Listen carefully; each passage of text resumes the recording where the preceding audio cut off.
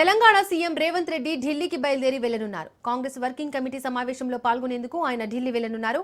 ముఖ్యమంత్రి రేవంత్ రెడ్డితో పాటు మంత్రి దామోదర రాజనరసింహ, పీసీసీ చీఫ్ మహేష్ కుమార్ గౌడ్ కూడా ఢిల్లీకి బయలుదేరనున్నారు. సాయంత్రానికి ఆయన ఢిల్లీకి చేరుకుంటారు.